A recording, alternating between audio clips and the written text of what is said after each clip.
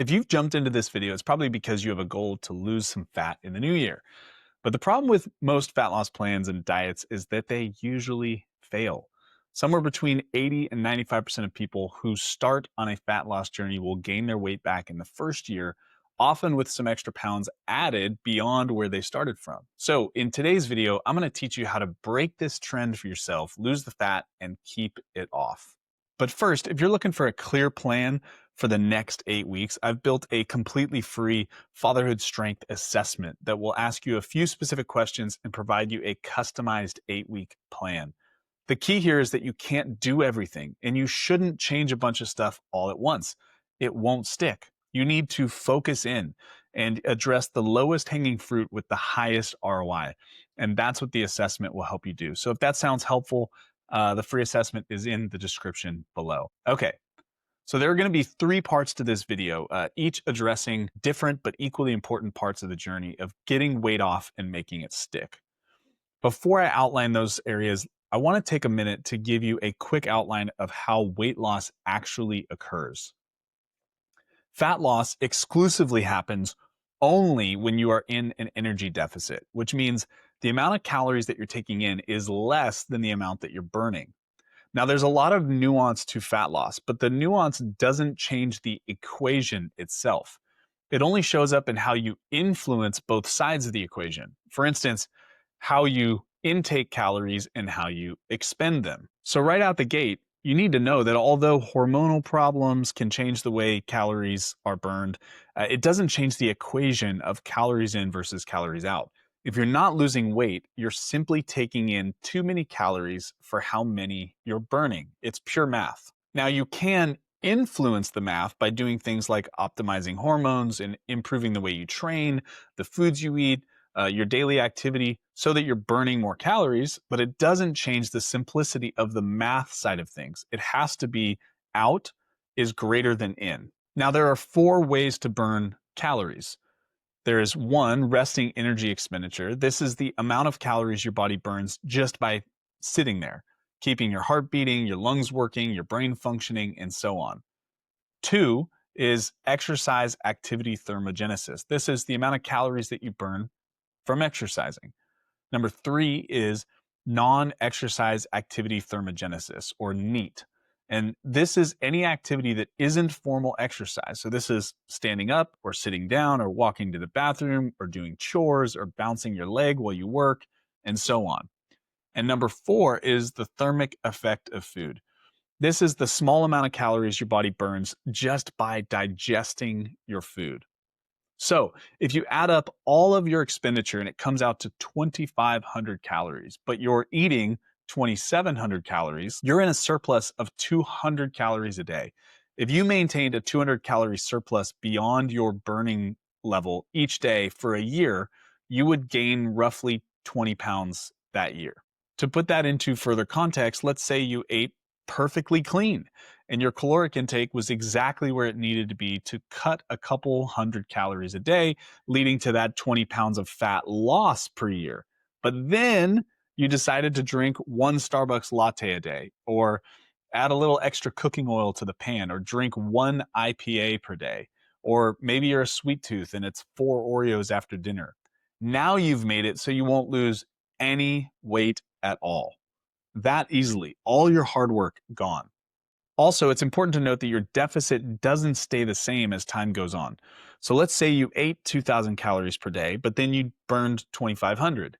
Now you're in a 200 calorie per day deficit, and you will burn about a pound a week, which is a great goal for most busy dads. Because if you cut too much, it's probably going to impact your energy levels, your mood, your ability to sustain the cut, your overall quality of life. But there's then something called metabolic adaptation that occurs. And this is the amount of calories that you're burning is going to decrease over time as you lose weight. There's a few reasons why. 1, the amount of calories you burn through resting energy expenditure will go down because your body is getting smaller. The amount of calories you burn through exercise expenditure will go down because you're getting more fit, which means your body's becoming more efficient. The amount of calories you burn through NEAT will go down because your body tends to become less hyperactive and more economical when energy is scarce. And lastly, you won't burn as many calories through the thermic effect of food because you're just not eating as much food. So the 500 calorie deficit you started out with won't remain a 500 calorie deficit after a few weeks or months of fat loss, because when you decrease the number of calories you're eating, you are indirectly decreasing the number of calories that you're burning. So with that as the backdrop and that in mind, let's walk through the three areas that we're going to break down today. The first is the fundamentals, the second is advanced tweaks, and the third is our habit and mindset factors. In the fundamentals, there are three key factors that we need to ensure are in place for the fundamentals. Number one, we already talked about it, is a caloric deficit. Number two is weight training, which is recommended to happen 3 to 5 times a week, and for a fat loss routine, using heavier weight and lower rep ranges to preserve muscle mass or build new muscle effectively during this process. And number three is you need to eat enough protein. You need to aim for 0.7 to 1 gram per pound of body weight, or just go with 1 gram per pound of your ideal goal weight in protein. So if you are at 200 and you want to get down to 180, then you want to aim for 180 grams of protein. Additionally, food quality is important. Food quality changes where your body sends incoming energy. So big insulin spikes from a lot of refined carbs and sugar are going to tell your body, clear this out of the blood now, pushing more of that fuel into fat storage and then temporarily turning down fat burning. Over time, a chronically junky and a low nutrient diet can also blunt thyroid function and lower key sex hormones like testosterone, which together help act as that kind of like RPM dial on your metabolism. But by contrast, a nutrient dense diet that is whole food oriented, has adequate protein, that is going to promote a much more stable blood sugar that supports healthier thyroid and sex hormones. So you're going to burn more energy at rest and rely more on stored fat between meals. One of the other mistakes I see people make is dieting too aggressively. So the best thing you can do is to diet more slowly so that it barely feels like you're dieting at all. A general aim would be to lose 0.5 to 1% of your body weight per week. So if you weigh 200 pounds, at 0.5 or 1%, you want to aim to lose 1 to 2 pounds a week. If you want to cut 20 pounds, it should take you 10 to 20 weeks to get there. By going slower, you feel more relaxed about it, you feel less deprived, and you're less likely to desire to hop off the fat loss train altogether. This also limits your body from having those alarm bells going off and telling it that it's starved. Because if it does that, it's going to push down the process. It's going to down-regulate your metabolism. If you diet too aggressively, your resting metabolic rate can drop 5 to 15% more than expected after kind of those big aggressive weight losses. This is something seen in many studies, but one of the most interesting was actually the Biggest Loser follow-ups. Contestants who lost a massive amount of weight saw large persistent drops in resting metabolic rate even 6 years later. That's hundreds of calories per day lower than predicted for their body size. So let's talk about how to find your starting point. You want to multiply your weight in pounds by 14 to 18. So if you're more active, you might be closer to body weight times 18, which is on the higher end. If you're less active, you might be closer to body weight times 14 on the lower end. If you're not sure, just choose the middle ground. Body weight times 16 is usually a reasonably accurate place to start. From there, you want to create a modest deficit. Like I said, that's probably around 500 calories a day in deficit. And alongside that, you want to find an end point that is realistic for you. Most men have a realistic maintenance body fat percentage that's actually more like 10 to 20% body fat. If you're starting at 40%, it might even be harder, at least initially, for you to get to and sustain 20% than it is for someone who's at 15% to get to and to sustain 8 to 10%. Not always, but it's possible. You just need to be realistic with where you're going and whether or not it's an appropriate spot for you to get to. Another consideration is that generally under 8 to 10% is going to have a negative impact on your mood, your sex drive, your hormones, your sleep, your recovery, and a lot more. Not to mention, you're probably just going to be thinking about food literally nonstop. For example, I tend to be genetically leaner than the average. And if I go below 8%, I feel all of those negative impacts like almost immediately. And for some people, that might occur at or below 10% instead. The best way to get a reading of your starting body fat percentage is to get a DEXA scan. You can do this in many cities across the country through a company called DexaFit, and there's other companies like them. If you don't have a DEXA scan nearby or affordable, try a bioelectrical impedance analysis or a BIA scale. These are scales that are relatively close at estimating body fat based on a weak electrical signal measuring resistance through the body. Now, if you don't have one of these scales or access to one of them, I've actually found that ChatGPT can provide a very accurate estimate of body fat percentage based on a picture in the mirror. Just make sure that you've got good lighting, that your legs, arms, and midsection are all visible. If you do this regularly for progress check ins, you want to keep it at the same time of day, same lighting, same background, all the same variables. Now, practically, how do you keep an eye on this fat loss journey? Um, First, you should be weighing yourself daily all throughout the fat loss plan, looking at the trends each week and not worrying about the slight ups and downs each day. The graph should look a lot more like a declining stock on the stock market because water intake, carbs, sleep, training, all of that stuff can have an effect on your weight day to day, mostly due to hydration and inflammation. So the weekly trend is really the thing that you want to watch. Also, regular weight training has been associated with better long term weight maintenance, according to the research. And lastly, busy dads don't need to do crazy macro training. My favorite approach for a busy dad is to track protein intake, aiming for that 1 gram per pound of ideal body weight, and just to track overall calories. Don't worry about fat and carbs really as much unless you have energy levels that are plummeting and you want to see if you're getting enough carbs to sustain your activity level and your exercise. That would really be the only time that I would bring that in. So that's the fundamental layer. Once this is in place, the advanced tweaks can make a huge difference. So let's move into those advanced tweaks now. My recommendation for both health and fat loss is to find a sustainably locally raised and grown food source as much as possible. This is produce from local farmers markets, buying meat and getting dairy from local farms, the same thing with eggs, etc. And the best strategy for food choices for busy fathers that I've found, especially for the combination of fat loss, strength gains, energy, and overall health, is to focus on locally raised meat and eggs, wild caught fish, raw dairy, fruit, and some sourdough bread. And you get bonus points if you have fresh milled bread because it's got way more nutrients than normal flour. Then add some select veggies, honey, and grass-fed butter, and you've topped it off. Some people can eat this way for several weeks or months and lose fat without even tracking calories if they are getting enough protein because you're reducing your cravings, you're being more satisfied naturally, and you end up normalizing your intake and you'll rarely overeat. Another key advanced strategy is what happens after you finish dieting. You have to have a smart post-diet plan. As motivation decreases after the dieting is done, many men just kind of abruptly go back to eating what they used to eat, or on the opposite, they taper back way too slowly.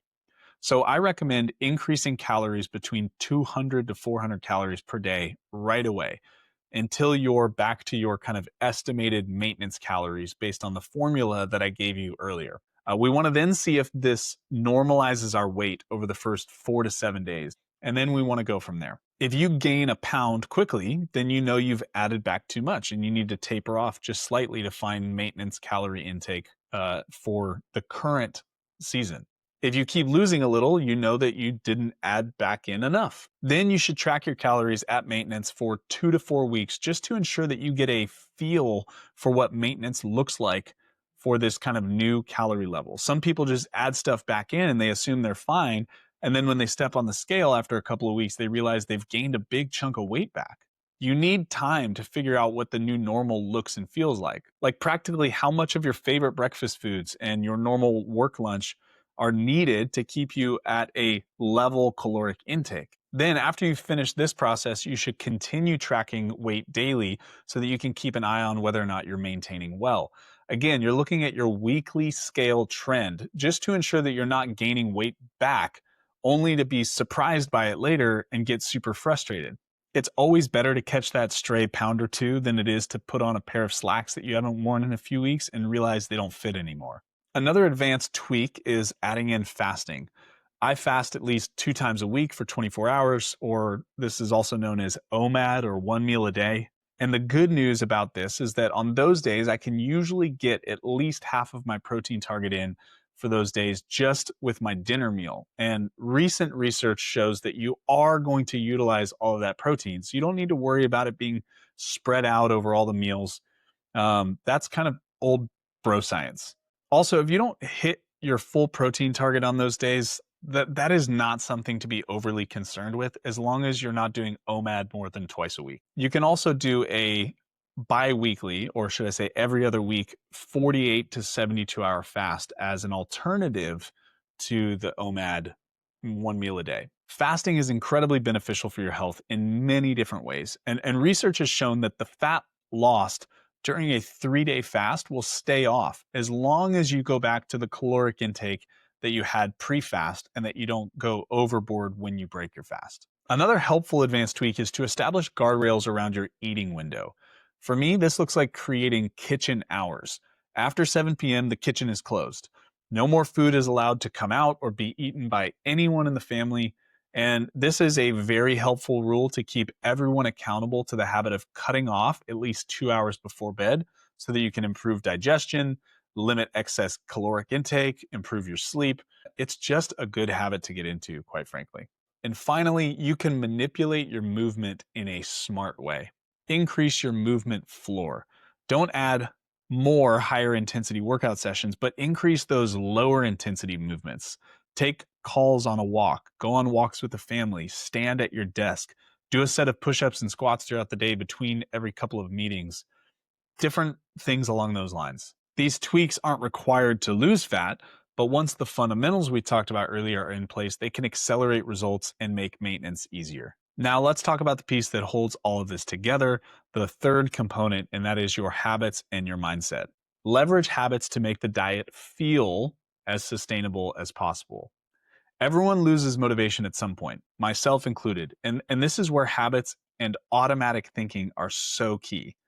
The first thing that you can do is habit stack your less desirable activities with the ones that you love.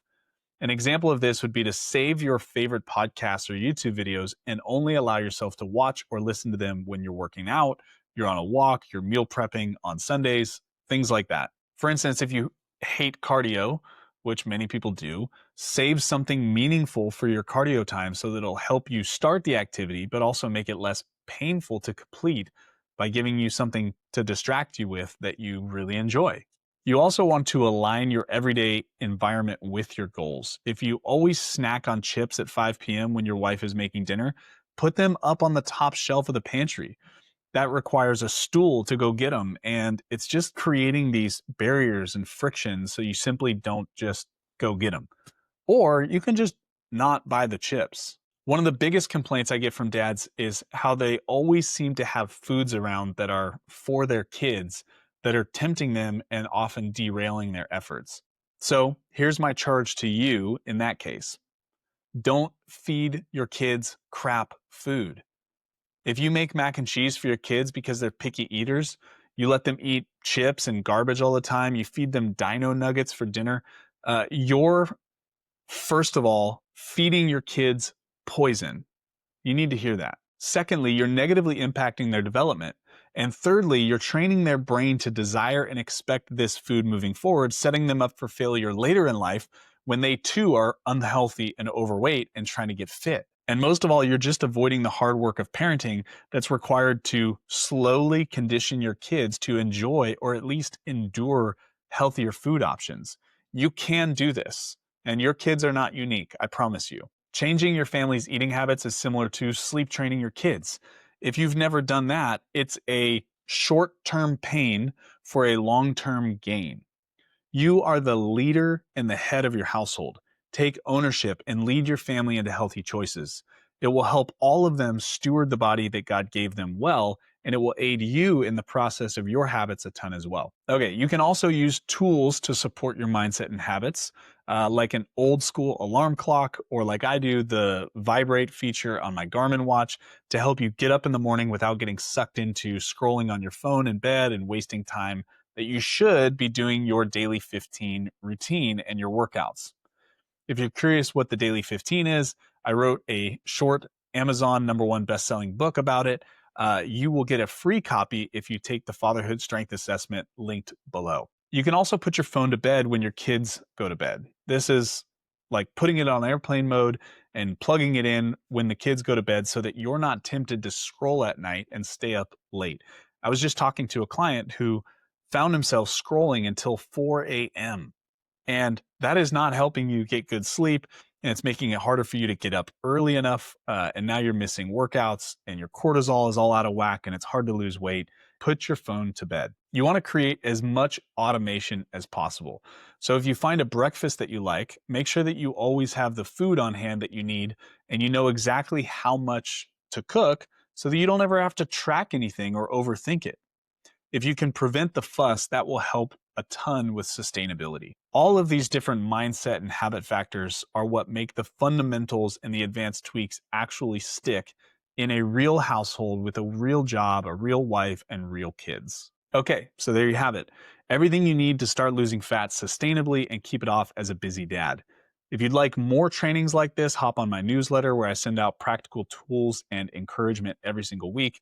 And if you're curious how to start your mornings and finish your evenings in a way that sets you up for success, or you want a full customized 8-week plan, go ahead and take the Fatherhood Strength Assessment in the description below and get your free copy of my book, The Daily 15. Until next time, lead well.